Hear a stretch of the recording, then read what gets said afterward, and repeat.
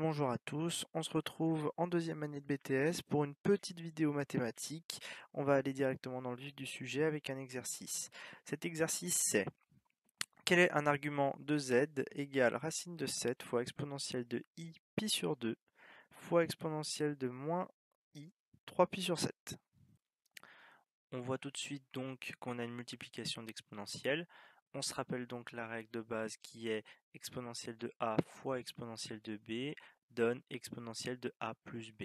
Dans notre cas présent, on avait i pi sur 2 fois moins i 3 pi sur 7. On additionne donc à l'aide de la règle ces deux fractions, ce qui nous donne i pi sur 2 moins 3 pi sur 7. On se retrouve maintenant face à une soustraction de deux fractions.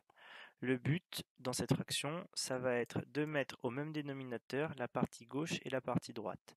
Donc ce qu'on va faire pour ça, on va multiplier le dénominateur de la fraction droite avec la fraction de gauche. Et vice versa, on va prendre donc le dénominateur de la fraction de gauche et on va la multiplier avec la fraction de droite. Ce qui va nous donner, pour la fraction de gauche, pi fois 7 sur 2 fois 7. Et pour la fraction de droite, 3pi fois 2 sur 7 fois 2.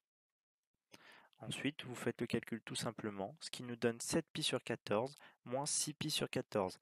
Dans un cas comme celui-là, vous pouvez soit faire une étape intermédiaire comme je l'ai fait et écrire les deux fractions sur leur dénominateur respectif, soit tout de suite écrire votre fraction sur un seul et même dénominateur, 14, car la fraction de gauche et la fraction de droite ont exactement le même. Vous pouvez donc écrire 7pi moins 6pi sur 14. Il n'y a pas de problème.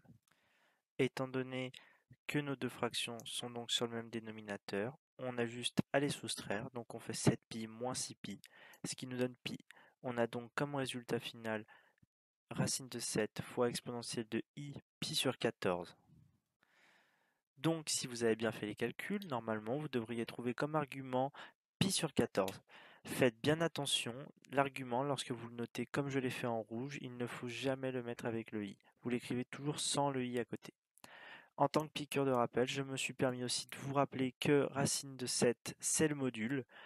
Le module se trouve toujours avant l'exponentielle et il se multiplie avec celle-ci.